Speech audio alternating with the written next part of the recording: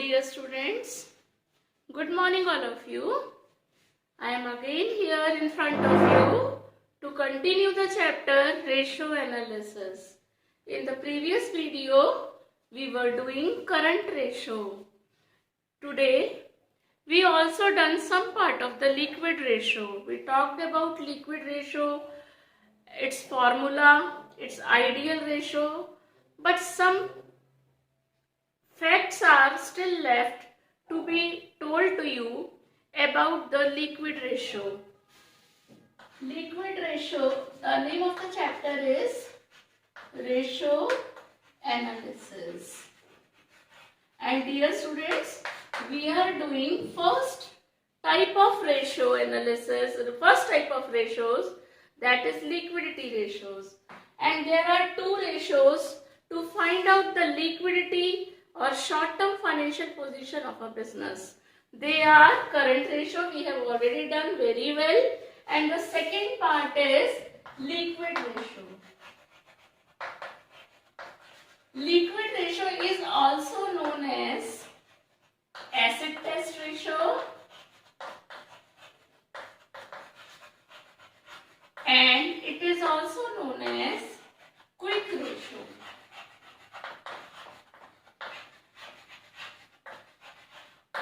Its formula is liquid assets or quick assets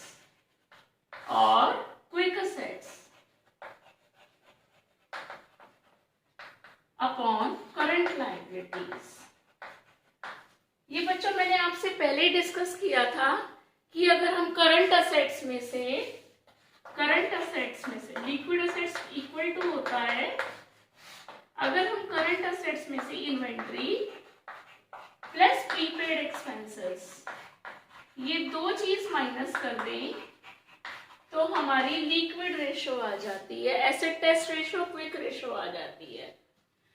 ये दो चीजें क्यों हम माइनस करते हैं? क्योंकि ये जो लिक्विड रेशो है ये इंडिकेट करती है हमारी how quickly we are able to pay our current liabilities.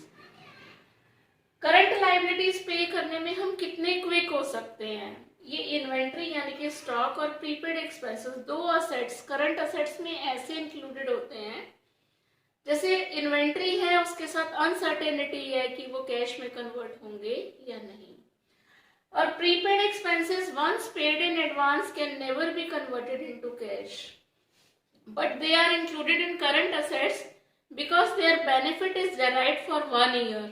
That is why it is included in current assets. But we do not include we do not include prepaid expenses in the liquid assets.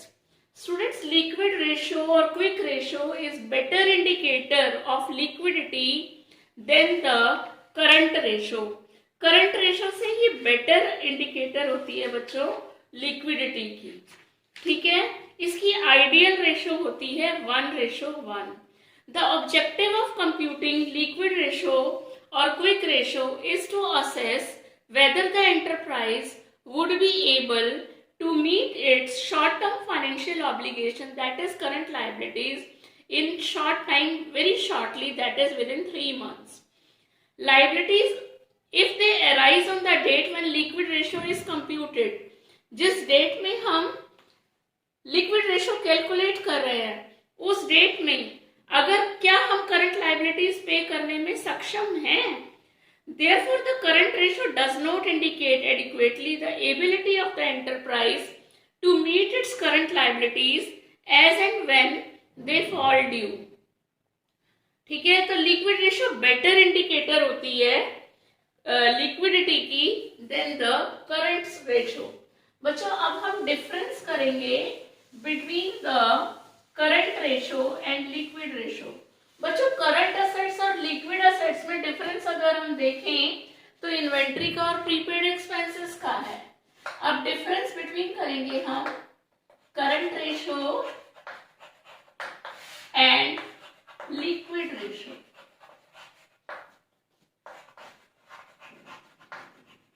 इन दोनों में क्या difference है? Basis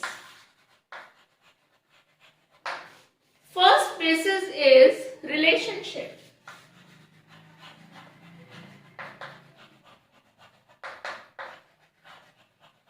Current ratio establishes relationship between current assets and current liabilities. ये ratio जो है current ratio, ये relationship establish करती है between current assets and current liabilities, whereas liquid ratio establishes relationship between liquid assets and current liabilities. Second one is assessment. Second point of difference is assessment. Current ratio assesses the ability of an enterprise to meet its current liabilities within the period of 12 months from the date of balance sheet or within the period of operating cycle. ये जो current ratio है, ये assess करती है ability to pay our current liabilities within the period of 12 months or operating cycle. क्या assess करती है? हमारी capacity to pay current liabilities. Liquid ratio assess करती है हमारी ability of an enterprise to meet its current liabilities immediately. ये क्या check करती है? Capacity to pay current liabilities immediately. तुरंत पे करने की क्या कैपेबिलिटी है?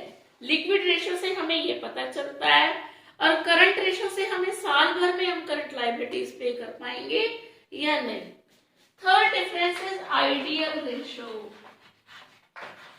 जो स्टैंडर्ड करंट रेशियो है दैट इज 2:1, यानी कि करंट असेट्स में be double of current liabilities, whereas liquid ideal ratio standard ratio is 1:1. The fourth point of difference is measure. Fourth difference is measure.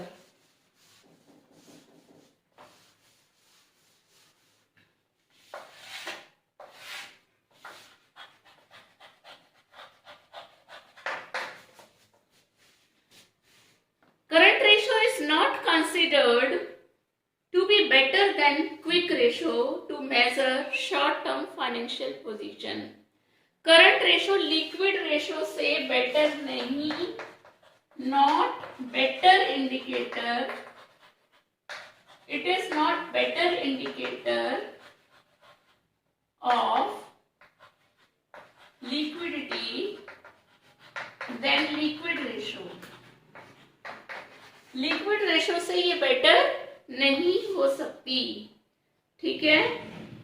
और जबकि liquid ratio is considered better, liquid ratio is considered better to measure the liquidity of a business enterprise.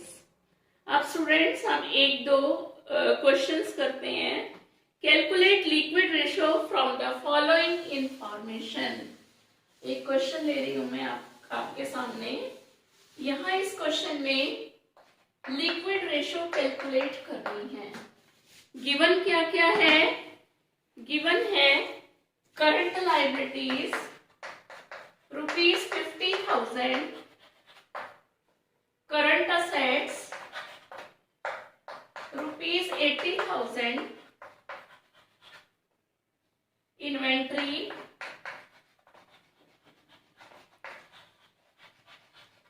₹25,000, prepaid expenses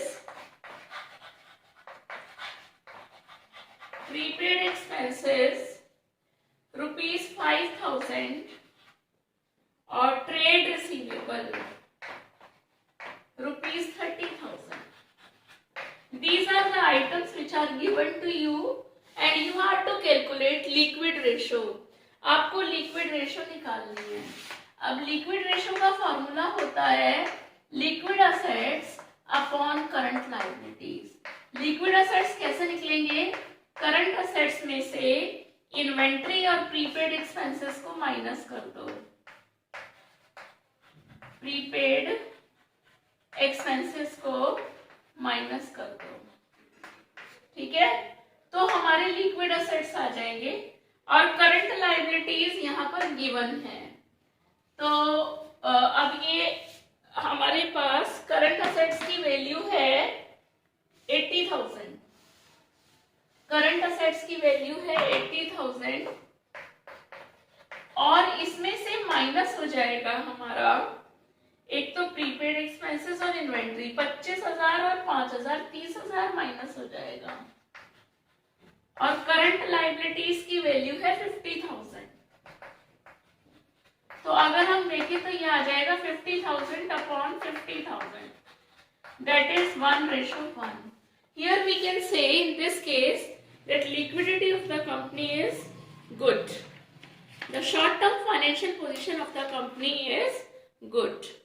अब बच्चों और एक दो questions देख लेते हैं हम।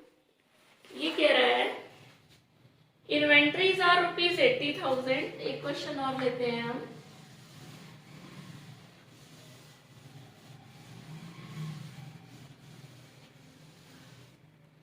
Inventories are rupees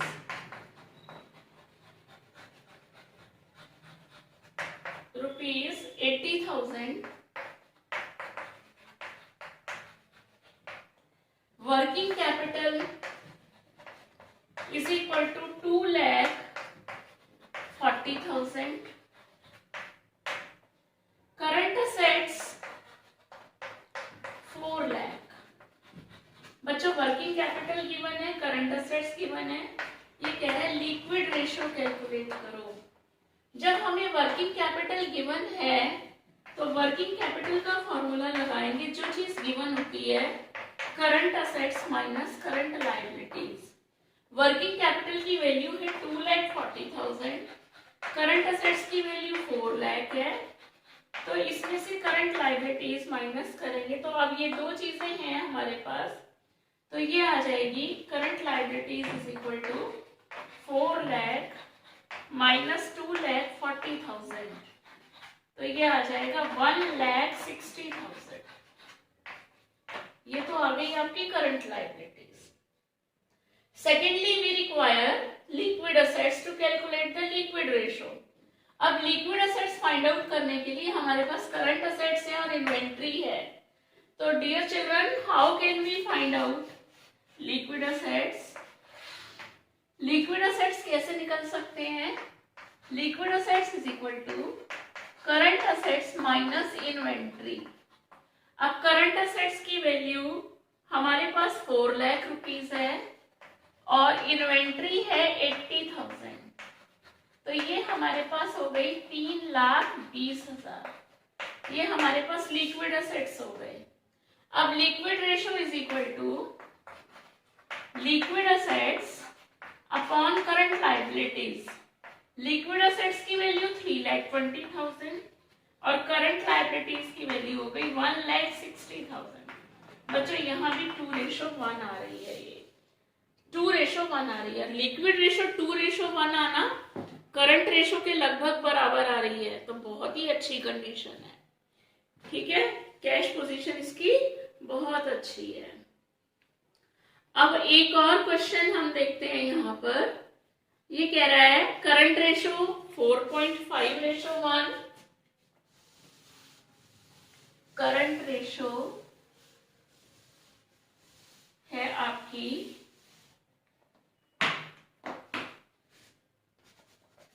current ratio 4.5:1, liquid ratio 3:1, inventory की वैल्यू दे रखी है ₹3 लाख, ये रुपीज है 3 लाख। वो कह रहा है आपको करंट लायबिलिटीज निकालनी है, करंट असेट्स निकालने हैं और क्विक असेट्स यानी कि लिक्विड असेट्स भी आपको निकालने हैं।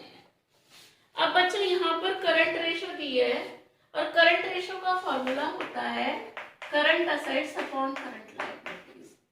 हम क्या करेंगे यहाँ, let current liabilities be x, तो अगर करंट लायबिलिटीज x हैं, तो जैसे 4.5:1 है, तो ये हो गया हमारे पास 4.5x करंट असेट्स।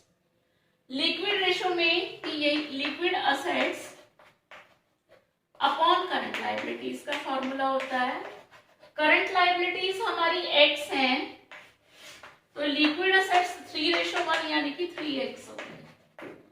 अब बच्चों इन्वेंट्री गिवन है, जो चीज गिवन है उसको लेकर चलेंगे हम।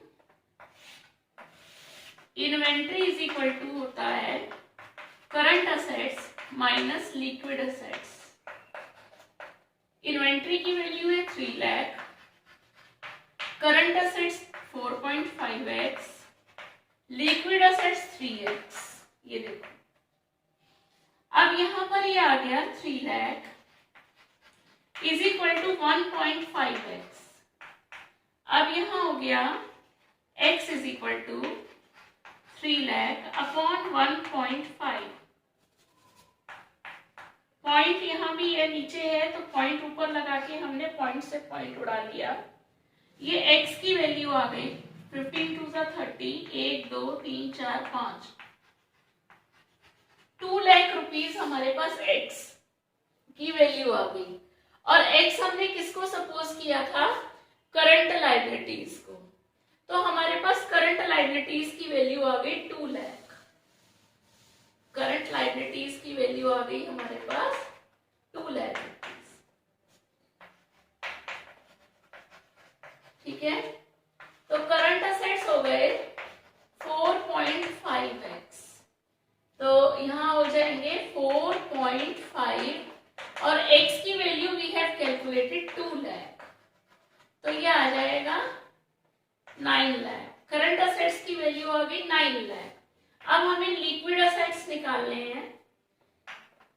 Liquid assets is equal to है 3x, यहाँ हो गई 3 और x की वैल्यू हो गई 2 लाख, तो ये हो जाएगा 6 लाख।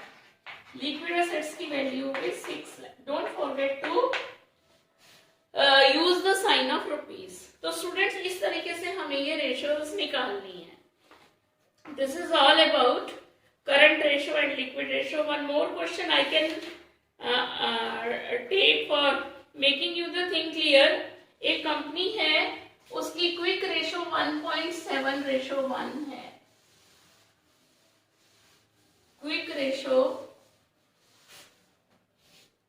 एक कंपनी है, उसकी क्विक रेशियो 1.7:1 है। ये पूछ रहा है स्टेट गिविंग रीजंस। कुछ ट्रांजेक्शन्स दिए हुए हैं, which of the following would improve, reduce और नॉट चेंज द रेशियो। कुछ ट्रांजेक्शन्स दिए हैं और उसने कहा है कि इन ट्रांजेक्शन से ये रेशियो इम्प्रूव होगी, लिक्विड रेशियो इम्प्रूव होगी, रेड्यूस होगी या चेंज नहीं होगी। जैसे फॉर एग्जांपल पहले कह रहा है purchase of inventory for cash. तो बच्चों अगर हम यहाँ क्विक रेशियो का फॉर्मूला देखें तो ये होता है liquid assets upon current liabilities. आपने स्टॉक खरीदा, इन्वेंट्री खरीदी, इसकी आप एंट्री करोगे purchases account debit to cash. Cash आपका करंट असेट भी है और लिक्विड असेट का पार्ट भी है। जब आप इन्वेंट्री खरीद के ला रहे हो तो कैश आप खर्च कर रहे हो, कैश आपका रिड्यूस हो रहा है। स्टॉक हम लिक्विड असेट्स में इंक्लूड नहीं करते, तो लिक्विड असेट्स जो है इस ट्रांजैक्शन से रिड्यूस हो जाएंगे। ऊपर का न्यूमरेटर हमारा कैश रिड्यूस होने की वजह से, क्योंकि हम कैश पे कर रहे हैं, ऊपर का न्यूमरेटर हमारा रिड्यूस हो जाएगा, इससे हमारी रेशो डिक्रीज होगी। ठीक है, रिड्यूस होगी। नेक्स्ट है इसमें second example, cash collected from debtors.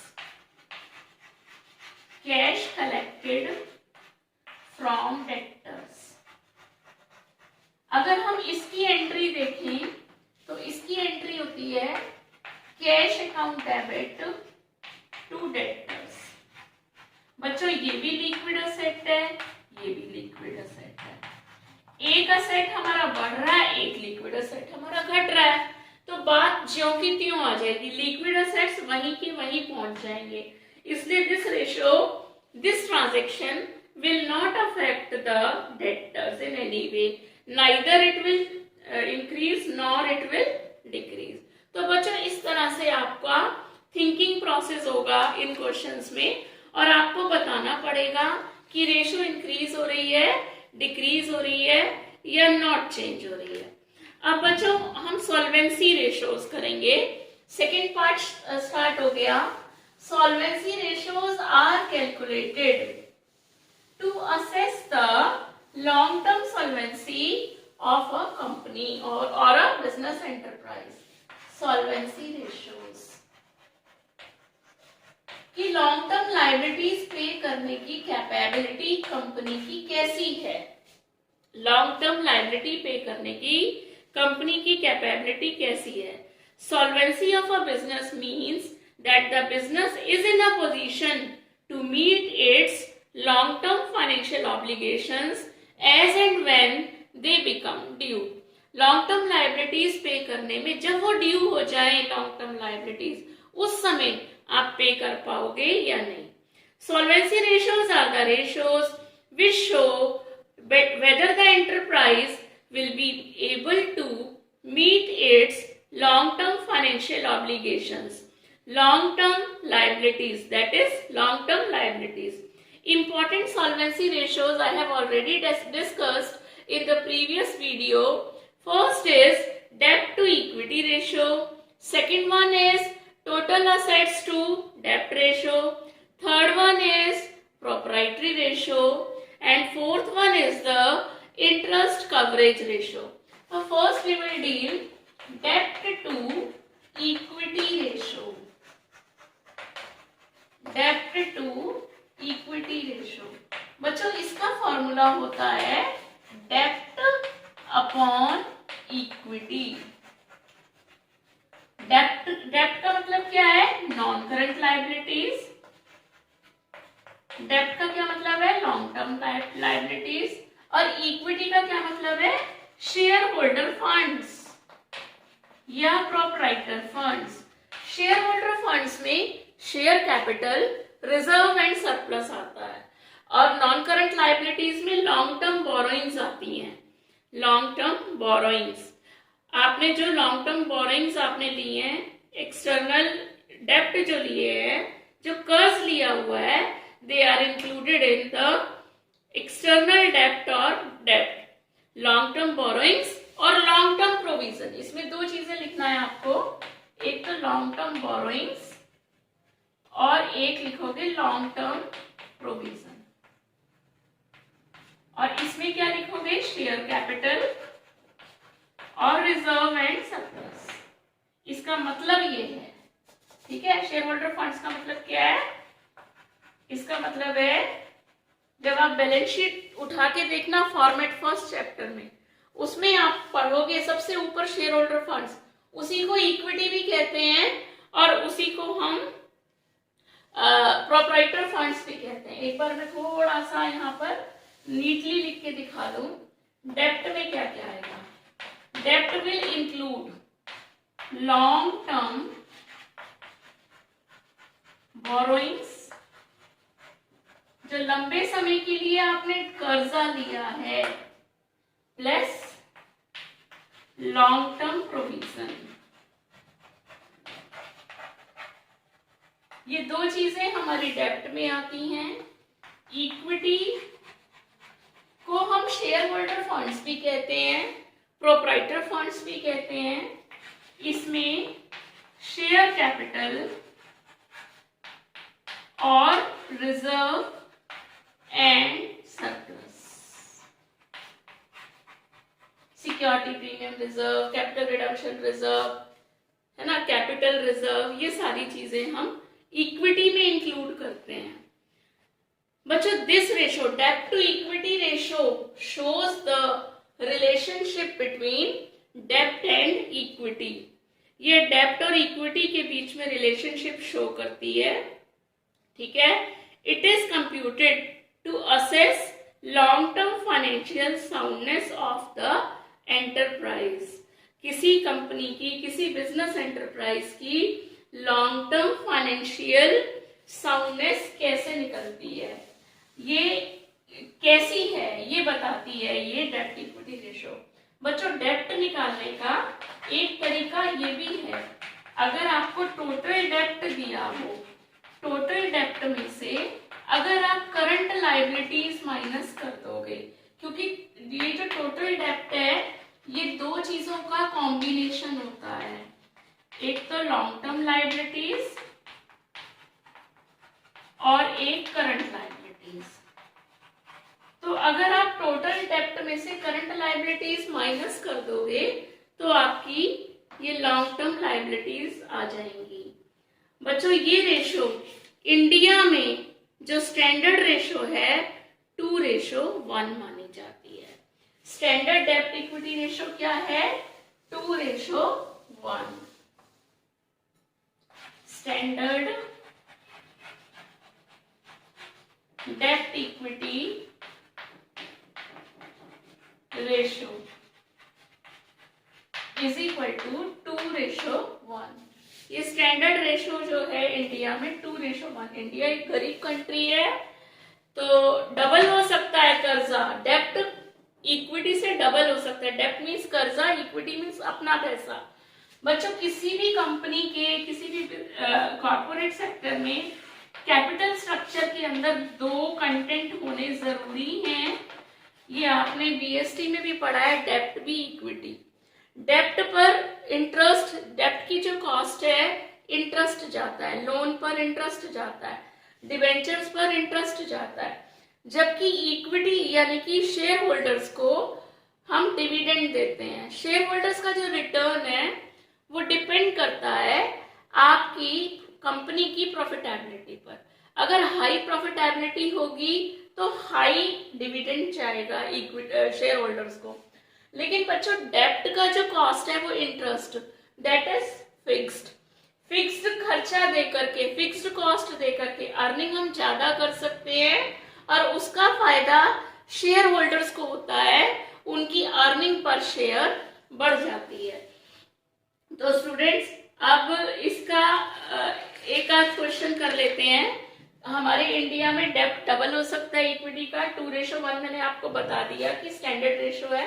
अगर डेब्ट इससे ज्यादा है, डबल से ज्यादा है, तो हम कह सकते हैं कि कंपनी की पोजीशन थोड़ी सी रिस्की है।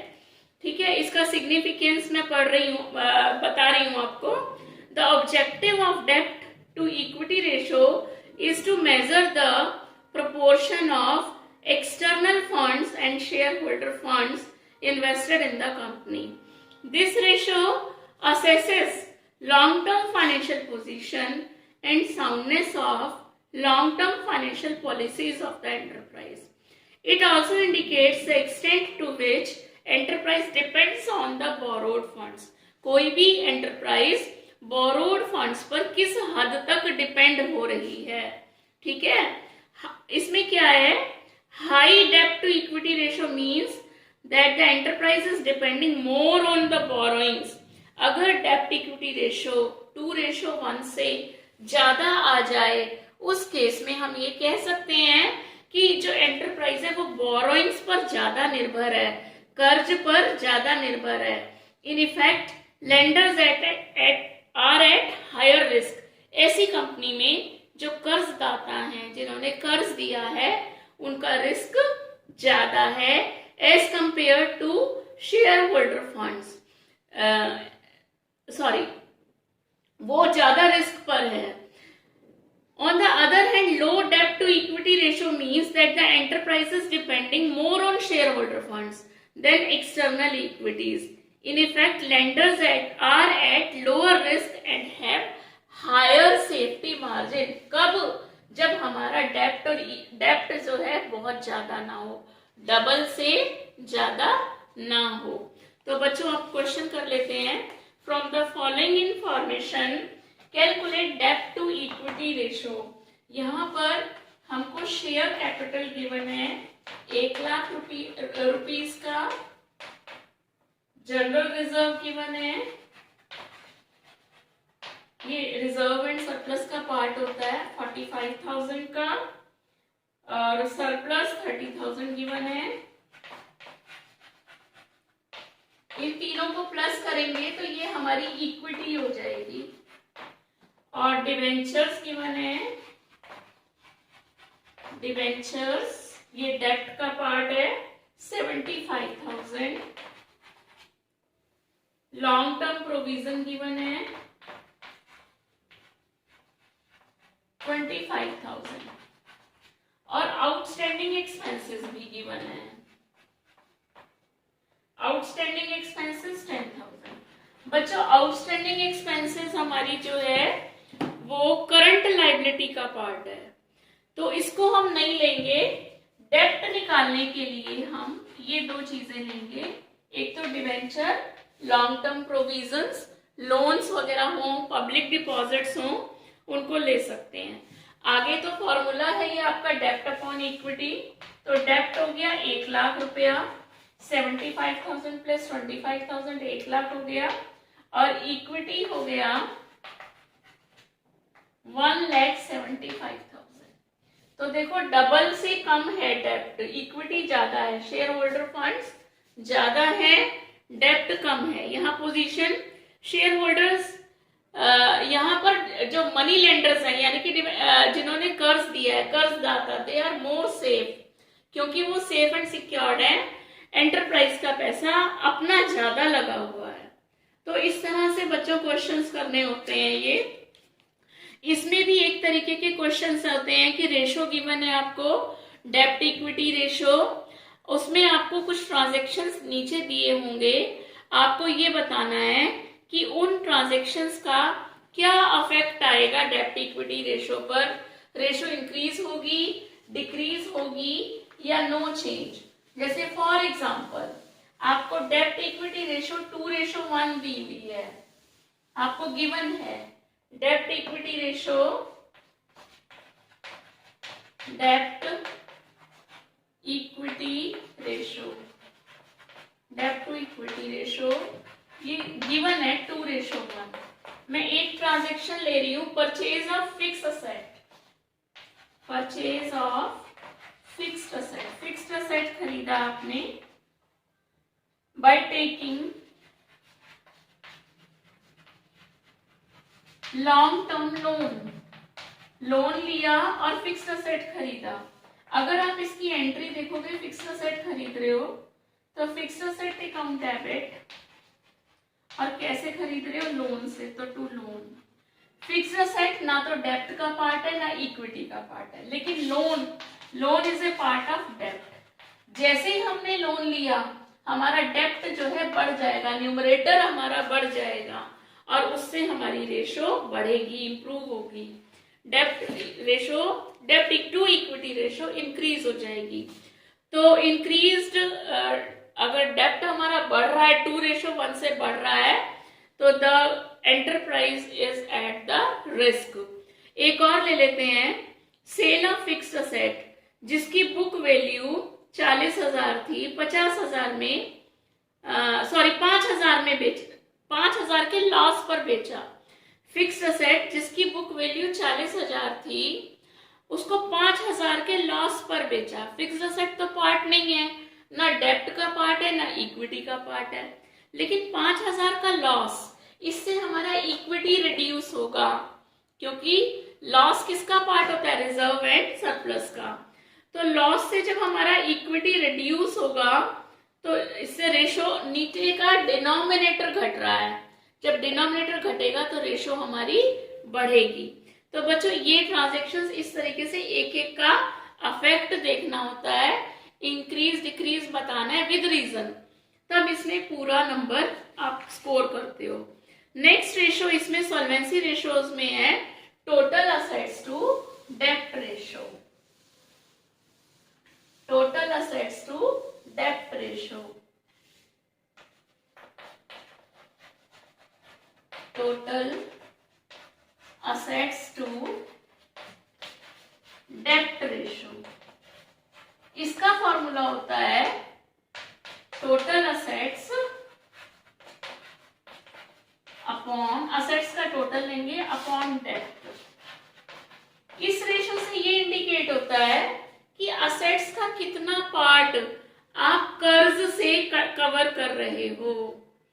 The objective of computing this ratio is to measure the safety margin available to the lenders of long term debt। जिन्होंने लॉन्ग टर्म डेप्ट दिया है वो कितना सेफ है। in other words it measures the extent to which debt is covered by the assets of the enterprise।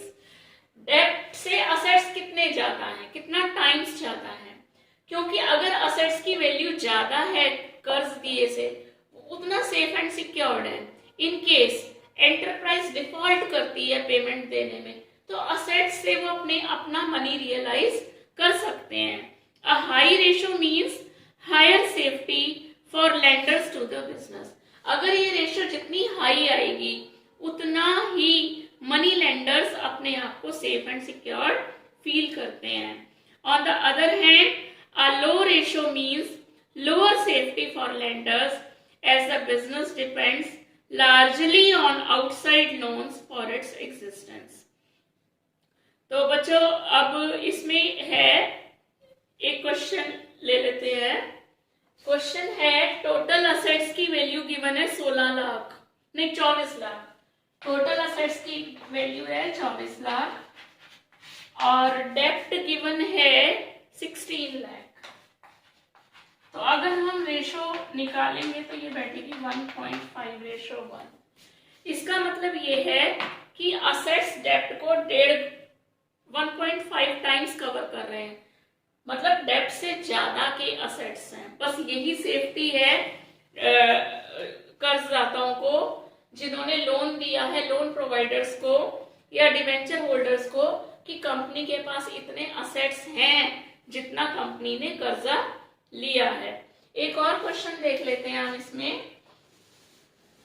इस question में share holder funds given है ₹14 lakh, total डेप्ट given है 18 लाख।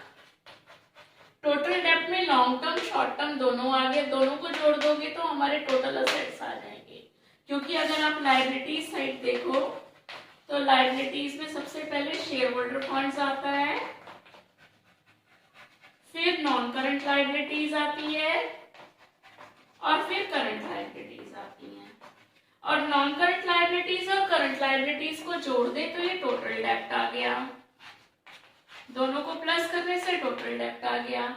ये 14 लाख गिवन है और टोटल डेप्ट गिवन है 18 लाख। जो आपका लायबिलिटीज का टोटल है वही तो असेट्स का भी टोटल होगा, तो टोटल असेट्स और टोटल लायबिलिटीज बच्चों सेम हो गई है ना। यहाँ पर टोटल असेट्स आ जाएंगे हमारे पास। अब यहाँ करंट लायबिलिटीज भी गिवन है, current liabilities 2 lakh. Current liabilities का क्या करोगे, अगर अब आपको चाहिए लॉन्ग टर्म डेप्ट है ना, इसमें फॉर्मूले में टोटल असेट्स अपॉन डेप्ट। तो अब डेप्ट निकालने के लिए अगर हम टोटल डेप्ट में से करंट लायबिलिटीज माइनस कर दें, ठीक है, तो हमारा डेप्ट आ जाएगा। टोटल डेप्ट 18 लाख है और करंट लायबिलिटीज 2 लाख है, तो हमारा डेप्ट आ गया 16 लाख रुपीस का। और टोटल असेट्स मैंने अभी आपको बताया था, इन दोनों को प्लस कर देंगे, शेयर होल्डर फंड्स को और टोटल डेप्ट को, तो ये टोटल असेट्स आ गए। बाकी फॉर्मूले में वैल्यूज रखो, right the formula, put the values and get the answer. तो बच्चों इसमें कुछ मुश्किल नहीं है, बस आपको फॉर्मूले याद होने चाहिए, उसके बाद तो बहुत ही इजी हो जाता है सब कुछ।